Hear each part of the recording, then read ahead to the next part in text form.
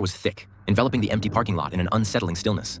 A black car sat in the shadows, its windows fogged up and the trunk slightly ajar. The police approached the vehicle cautiously, their flashlights cutting through the darkness. The scene before them was chilling. The victim's face, though barely recognizable, was frozen in an expression of agony. Limbs lay unnaturally contorted, as though they had been cruelly rearranged.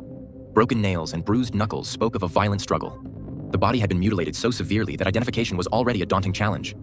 Multiple blows, deep bruises, jagged cuts, and dried blood painted a horrifying picture. The stench of death, mingled with a sharp, acrid chemical odor, hung heavy in the air. The investigators combed the car, piecing together fragments of a nightmare that seemed boundless. A single shoe, strangely out of place, lay near the back door, its sole smeared with a reddish-brown stain. Nearby, faint footprints pressed into the dirt suggested a hurried escape or a frantic chase. Law enforcement meticulously assembled the evidence. This crime wasn't just brutal, it was monstrous. Whoever committed it had wanted the body found. Dianna Duve was born on April 18, 1988, in a quaint village in Moldova, into a family that faced significant challenges. Her early childhood was fraught with difficulties. Her parents separated when she was just a toddler, and her father exited her life without a trace. Dianna's mother, Elena Duve, bore the weight of raising her daughter alone, striving to provide for her despite limited resources. Though life was difficult, Elena worked hard, taking on various jobs to support herself and her child. She dreamed of a better future for them both, a dream that eventually led her to make the heartbreaking decision to leave Dianna in the care of her loving grandparents while she sought opportunities abroad. Elena's decision to leave was a painful one, but she was driven by the hope of giving Dianna a better life. She immigrated to the United States, where she worked tirelessly, doing everything she could to establish a foundation for her family. It wasn't easy, but Elena's resilience and unwavering commitment slowly paid off. Over the years, she met and married William Andrews, a kind and supportive man who embraced both Elena and the idea of becoming a father figure to Dianna. Together, they worked toward the dream of reuniting their family. And finally, after years of sacrifice, Elena was able to bring 13-year-old Dianna to their home in Vero Beach, Florida in 2001. The move was a turning point for Dianna. Although adjusting to a new culture and language posed challenges, her resilience shone through. Dianna was determined to succeed. With a tenacious spirit, she learned English rapidly, speaking fluently within months, and her accent faded as she immersed herself in her new environment. Dianna thrived academically and socially, her warm and outgoing personality earning her many friends. She excelled in school, achieving excellent grades, which opened doors to opportunities that seemed out of reach just a few years before. During her teenage years, Dianna's dreams began to crystallize. Witnessing the struggles of her family and understanding the sacrifices her mother had made for her, Dianna developed a deep sense of empathy for others.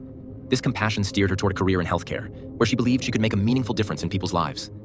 After excelling in high school, Dianna secured a spot at a prestigious medical college, where she pursued a nursing degree. Dianna's dedication paid off, and she eventually became a nurse in the oncology department of a prominent medical center. Her patients and colleagues alike admired her professionalism, unyielding kindness, and heartfelt care. She had a natural ability to connect with people, offering comfort and support during some of the most challenging times of their lives. In early 2013, Dianna crossed paths with Mike Jones during an evening out at a popular bar along the Vero Beach coastline. At 31, Mike was 6 years her senior, and he seemed to have his life perfectly in order. He had graduated from the University of Miami with a law degree and worked in the wealth management division at PNC Bank.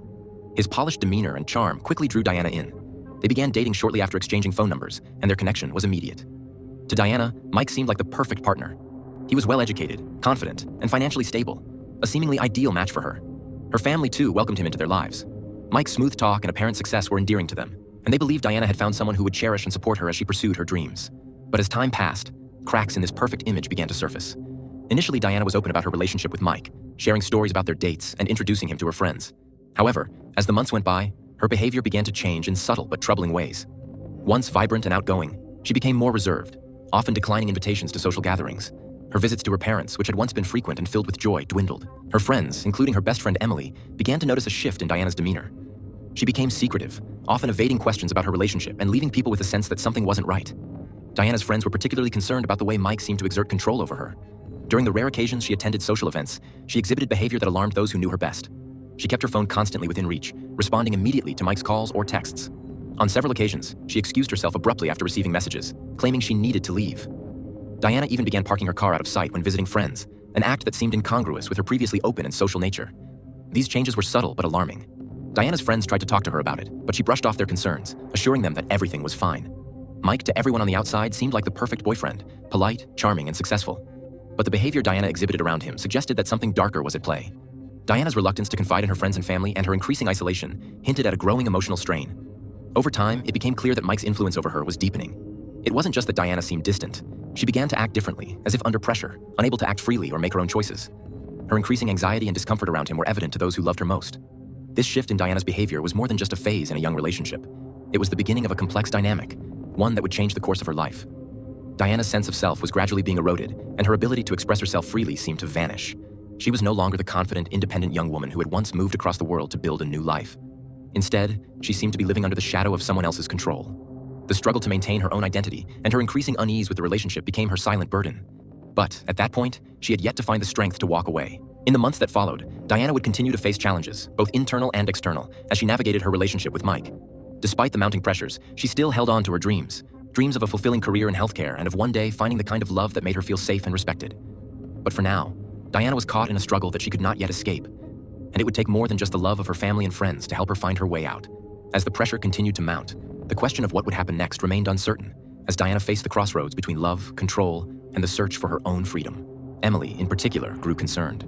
She confronted Dianna gently, asking if everything was okay between her and Mike. While Dianna initially brushed off these concerns, her vague responses only heightened Emily's suspicion. Emily began to notice subtle signs of tension, like Dianna's tendency to flinch at sudden noises, or her visible unease when Mike's name came up in conversation. When Emily pressed further, Dianna confessed that Mike could be controlling and that their relationship wasn't as perfect as it seemed. However, Dianna downplayed the issues, insisting she could handle them. Despite her reassurances, Dianna's family and friends remained uneasy. To them, it seemed that Mike had gradually isolated Dianna, exerting a level of control that was deeply unsettling. Yet, Dianna's determination to keep up appearances prevented her loved ones from fully grasping the gravity of the situation. Behind closed doors, Dianna faced a much darker reality than anyone could have imagined. Mike's controlling tendencies escalated over time, manifesting in ways that were both subtle and overt. He monitored her whereabouts, questioned her about her interactions with others, and discouraged her from spending time with her friends. His jealousy was masked as concern, making it harder for Dianna to recognize his behavior as abusive. Over time, this emotional manipulation took a toll on her self-confidence, leaving her questioning her own decisions. One particularly alarming incident occurred several months into their relationship. Dianna confided in Emily about a heated argument in which Mike had grabbed her wrist so tightly that it left a bruise. Though Dianna tried to downplay the incident, her friend urged her to reconsider the relationship. However, Dianna, ever optimistic and empathetic, believed Mike's apologies and promises to change. She explained that he had been under a lot of stress at work and that the incident was a one-time lapse in judgment. For Dianna's loved ones, these red flags painted a troubling picture, but they struggled to intervene. Dianna's reluctance to share the full extent of her struggles with Mike meant that those who cared for her were left piecing together fragments of a story that only she fully understood. Dianna rarely spoke of the turmoil she faced in her personal life. When she did confide in her best friend Emily, it was with hesitation and carefully chosen words, as though she feared revealing too much. Dianna admitted wanting to end her relationship with Mike, but seemed immobilized by an intangible fear. Emily, and others close to her, could sense her growing distress, but felt powerless to intervene as Dianna's silence created an impenetrable barrier. What made Dianna's predicament even more tragic was the stark contrast between her public and private lives. At work, she was a model of strength, compassion, and professionalism. Her patients adored her for the care she provided, and her colleagues respected her as a diligent and reliable nurse. Yet at home, Dianna faced a relentless emotional battle. As her relationship with Mike deepened, Dianna's independence eroded. Every decision she made became an intricate calculation. Would this upset Mike? Would he approve? Would he become angry? The constant mental toll of second-guessing herself was exhausting, and her once close connections with friends and family became less frequent. Though she never openly voiced her fears, her actions, canceling plans, avoiding family gatherings, and constantly texting Mike, spoke volumes about her growing dependence on him. It was clear to Dianna that she had made a grave mistake within 2 months of moving in with Mike. The charming, thoughtful man she had once fallen for disappeared, replaced by someone consumed by jealousy and an obsessive need for control. Mike's invasiveness extended to Dianna's phone and social media, which he scrutinized daily. Any perceived deviation from his expectations led to intense arguments, sometimes escalating to aggression. Yet in public, they maintained the illusion of a happy, harmonious relationship, leaving outsiders none the wiser. Things escalated dangerously on April 30th, 2014. That evening, a concerned neighbor called emergency services after overhearing a loud and prolonged argument from Mike's apartment. The man reported sounds of shouting, banging, and what he believed to be signs of physical violence. He admitted to hearing similar disturbances in the past, but felt this particular fight seemed especially volatile. When police arrived at the scene, they were greeted by Mike, who opened the door with an air of calm and casual surprise. He claimed the noise was merely the result of an intense role-playing game he and Dianna were engaged in. His composure was unsettling, but the officers had no immediate evidence to contradict him. Shortly after, Dianna emerged from the apartment. Her appearance told a very different story from Mike's claims. She was dressed in disheveled pajamas, her face streaked with tears, and faint marks, consistent with someone being grabbed, were visible on her neck. Though visibly shaken, Dianna insisted to the officers that everything was fine and that the argument had been resolved. However, she made it clear she wanted to leave with the police. She quickly gathered a small bag of essentials and left the apartment without looking back. Despite her obvious distress, Dianna declined to press charges, repeatedly reassuring the officers and herself that the situation wasn't serious and that she and Mike had worked things out. Following the incident, Dianna sought refuge at her parents' home.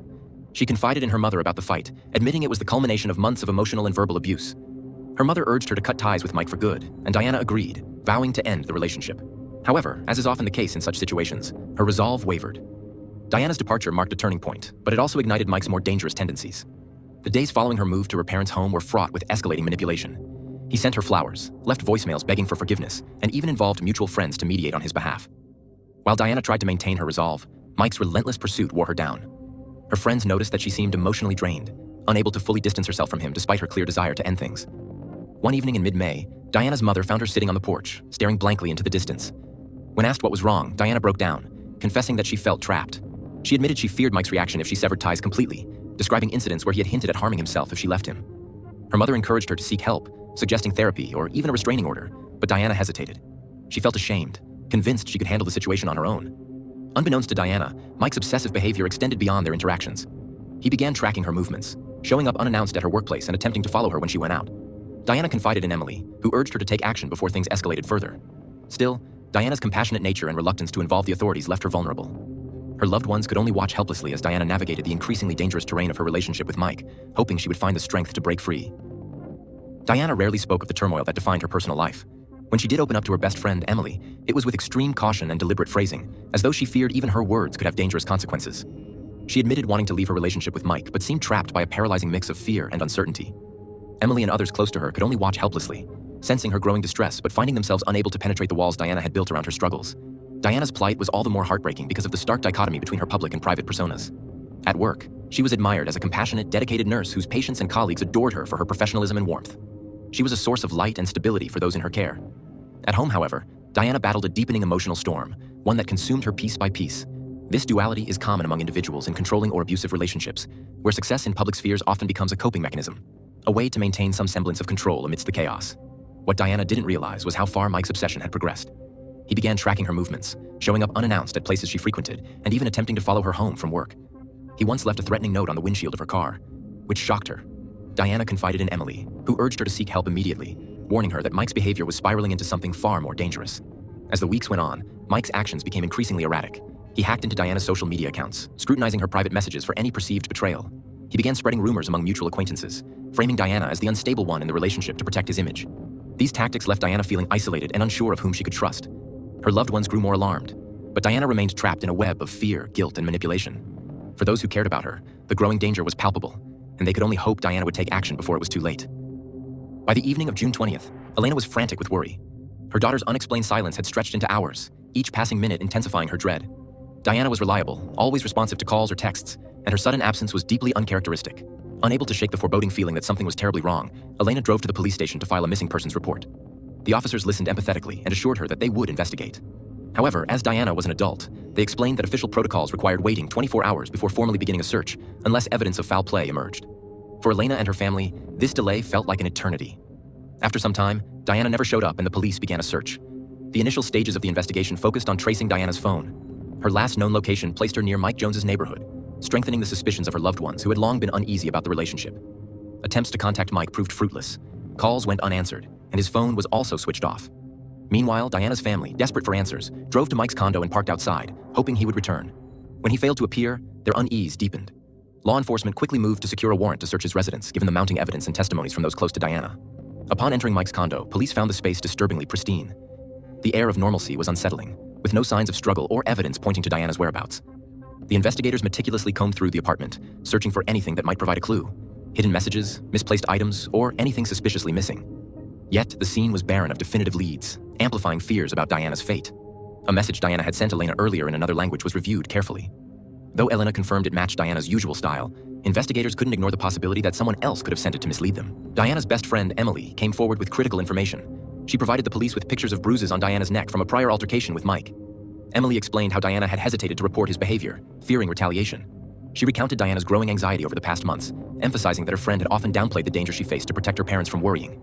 This new information further underscored the serious threat Mike posed, shifting the investigation into high gear. Police discovered he had briefly reported to work on June 20th but left early, citing illness. Surveillance footage revealed that before vanishing, he had withdrawn $3 only in cash from his bank account and turned off his phone. As investigators dug deeper into his past, a disturbing pattern of behavior emerged. Years earlier, Mike had been convicted of stalking and assaulting a former girlfriend. After serving probation, he changed his last name and relocated to Vero Beach, seeking a fresh start. Additional records surfaced of another ex-girlfriend who had filed a harassment complaint against him, though she later withdrew the charges. This history painted a troubling portrait of a man with a history of escalating violence in relationships. Investigators turned their attention to two vehicles: Mike's gold Honda Accord and Dianna's black Nissan Altima. Both were flagged for immediate tracking. Mike's last phone ping placed him in an area roughly 30 minutes north of Vero Beach, prompting a focused search in that vicinity. By the evening of June 21st, his car was discovered parked outside a modest suburban motel. Inside, the motel receptionist instantly recognized Mike from a photograph provided by law enforcement. The employee recounted that Mike had checked in the previous day, paid in cash, and specifically requested privacy. He had insisted no calls or messages be directed to his room, a behavior that struck the receptionist as odd, but not alarming enough to report at the time. The discovery of Mike's location heightened the urgency of the investigation, but it also introduced a chilling uncertainty. While police were relieved to have a lead, they couldn't shake the nagging question. Was Dianna still alive? A tactical team was assembled to approach Mike's room cautiously. As they surveilled the motel, officers noted that the curtains in his room were tightly drawn, and no light seeped through the edges of the windows. After assessing the situation, law enforcement knocked on the door, identifying themselves as police. When no response came, they were forced to breach the room. Inside, the scene was haunting.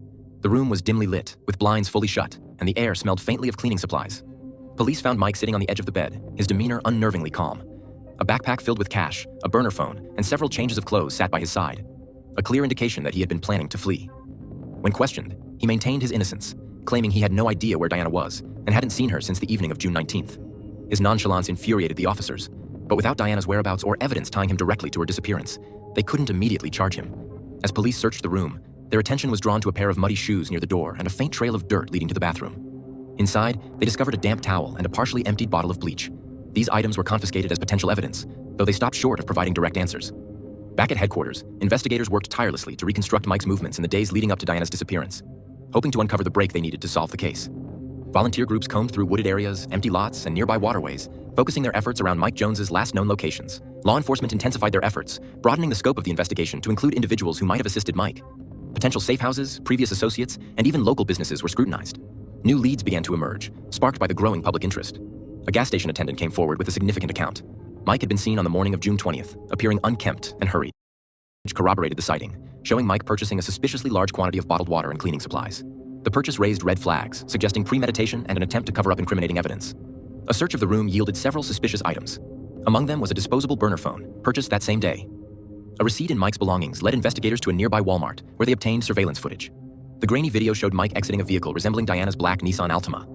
He entered the store, paid cash for the phone, and returned to the car. Notably, Dianna was nowhere to be seen in the footage, further solidifying fears about her safety. Using phone records, detectives traced Mike's movements. After activating the burner phone briefly in the Melbourne suburbs, he had used it to call a cab before turning it off again.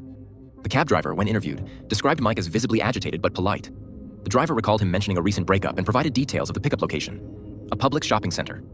This information proved pivotal. Upon arriving at the shopping center, police found Dianna's Nissan Altima discreetly parked in a remote section of the lot.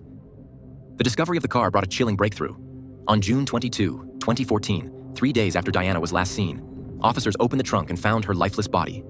The Florida heat had accelerated decomposition, but the autopsy later revealed the full extent of the violence she had endured. Dianna Duve was strangled. The medical examiner confirmed the cause of death as manual strangulation, indicating that her attacker applied severe pressure to her neck. Neck injuries. Her neck displayed extensive bruising and internal damage consistent with severe and prolonged strangulation. This level of force suggested that the killer was determined to ensure she would not survive. Defensive wounds. Dianna had bruises and abrasions on her arms and hands consistent with defensive wounds, indicating that she violently resisted her attacker in an attempt to protect herself. Evidence of blunt force trauma. While strangulation was the primary cause of death, additional injuries were noted on her body, including bruises on her head and face. These injuries suggest she may have been struck or beaten before or during the strangulation. Condition of the body. Her body was found wrapped in a black garbage bag, and the way it was placed in the trunk suggested an attempt to conceal the crime. This was seen as a sign of premeditation or, at the very least, an effort by the perpetrator to hide evidence. With Dianna's body recovered, the case shifted from a missing persons investigation to a homicide. Public outcry intensified as details of her murder came to light. Despite the overwhelming evidence, Mike maintained his innocence, denying any involvement. Investigators, however, were piecing together a damning timeline. They believed that after Dianna's final goodbye to her friends on the night of June 19, Mike lured her back to his apartment under the pretense of reconciliation. Dianna, ever trusting and empathetic, likely agreed in hopes of finding closure. Instead, she walked into a trap. In parallel, law enforcement dug deeper into Mike's history, uncovering even darker truths. Interviews with past girlfriends revealed chilling similarities: controlling behavior, veiled threats, and escalating violence when his authority was challenged. One former partner, who had moved out of state to escape him, described Mike as a master manipulator who knew exactly how to blend charm with intimidation. This pattern made it clear that Dianna's death was not an isolated act of rage, but part of a broader cycle of abuse. The prosecution began building its case with meticulous precision. DNA evidence from Dianna's body and fibers from Mike's car linked him directly to the crime. Witness testimony painted a vivid picture of a man unraveling under the weight of his possessiveness and rage. As the trial date approached, Dianna's family faced the painful task of sitting through court proceedings that detailed her suffering. But their presence served as a powerful reminder of the lives forever altered by her loss. In the months following Dianna's death, her story became a rallying cry for domestic violence awareness. Advocacy groups launched campaigns in her name, highlighting the warning signs of coercive control and urging victims to seek help before it was too late. For Elena, this offered a sliver of solace amid the unending ache of losing her daughter. Dianna's best friend, Emily, had long warned her about Mike's manipulative tendencies, but Dianna remained optimistic, wanting to believe that he would honor her decision. The message she sent her mother in another language Mike didn't understand offered no hints of distress, suggesting that by the time she sent it, she hadn't yet realized the danger she was in. Police reconstructed the events of that night and concluded that Dianna and Mike likely argued as soon as they entered his apartment. The confrontation escalated quickly, with Mike's temper spiraling out of control. In the enclosed privacy of his garage, Mike likely snapped. Investigators theorized that after the argument turned physical, Dianna tried to defend herself, which only enraged Mike further. Her screams, loud enough to risk alerting neighbors, prompted him to silence her by force. He grabbed her by the throat and, in his fury, strangled her until she stopped breathing. The horrifying scene marked the end of Dianna's life. Mike's actions following her death were coldly methodical. He dragged Dianna's lifeless body to the garage, placed her in the trunk of her own car, and drove through the night to find a remote location to abandon the vehicle. He left the Nissan in a discreet corner of the shopping center parking lot, ensuring it wouldn't be discovered immediately. By the time the sun rose, he was already on his way back home via taxi, attempting to resume normalcy to cover his tracks. He went to work, withdrew cash, and informed his employer he'd be taking time off, all the while pretending nothing had happened. Additionally, forensic evidence from the car linked Mike to the crime. His fingerprints were found on the inside of the trunk, and fibers matching his clothing were discovered near Dianna's body. DNA evidence confirmed his presence in the car, solidifying the case against him. As the investigation deepened, the psychological portrait of Mike emerged. Colleagues described him as charming but volatile, a man who could switch from friendly to furious in an instant. His past girlfriends, contacted by police, recounted chillingly similar experiences of possessiveness, verbal abuse, and physical aggression. Some admitted they feared for their lives during their relationships with him. Mike Jones was the embodiment of a double life. On the surface, he was the golden boy from a wealthy, well-connected family, gifted with charm and intelligence. He had graduated from one of the nation's most prestigious law schools, quickly climbing the corporate ladder to become a star employee at a major bank. With his polished demeanor and impeccable manners, Jones was seen as the epitome of professionalism and success. His colleagues respected him, supervisors praised him, and clients trusted him. Letters of appreciation and awards adorned his office, painting the picture of a man destined for greatness. But beneath this veneer of perfection lay a man skilled in deception and manipulation. From a young age, Mike had grown accustomed to using others to his advantage. Whether it was through charm, lies, intimidation, or even veiled threats, he knew how to bend situations to his will. He was a pathological liar, crafting elaborate stories about his life depending on his audience. To one group, he claimed he had pulled himself out of poverty. To another, he was a lottery winner who built his fortune through luck and determination. Some believed he was distantly related to a former president, a fabrication he delivered with such conviction that it became almost impossible to question. Photos of him smiling with dignitaries at these events were used to bolster his reputation. Ironically, his involvement in such causes only added to the shock when the truth about his abusive nature surfaced. His entire life was an act, a carefully constructed facade that concealed his controlling, violent tendencies. 5.5 years after Dianna's brutal murder, her family and friends were determined to see justice served. Dianna's mother, devastated by the loss of her daughter, pushed for the harshest penalty, the death sentence.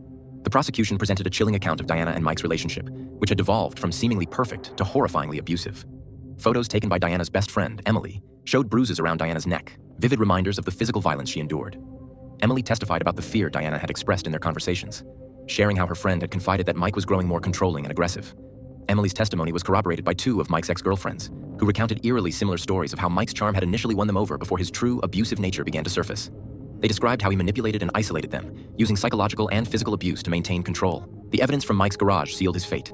Forensic investigators uncovered blood spatter on the walls, barely noticeable to the naked eye, that matched Dianna's DNA. They also discovered strands of Dianna's hair and bloodstains on a heavy tool found in a discarded box. The prosecution argued that the tool had been used to deliver the fatal blows to Dianna's head before she was strangled. These discoveries painted a grim picture of her final moments and undermined the defense's argument that her death was an accident. Despite the defense's attempts to argue that the killing was not premeditated, the jury was unconvinced. The prosecution's narrative, supported by the weight of evidence and emotional testimonies, left little room for doubt. After hours of deliberation, the jury found Mike Jones guilty of first-degree murder and evidence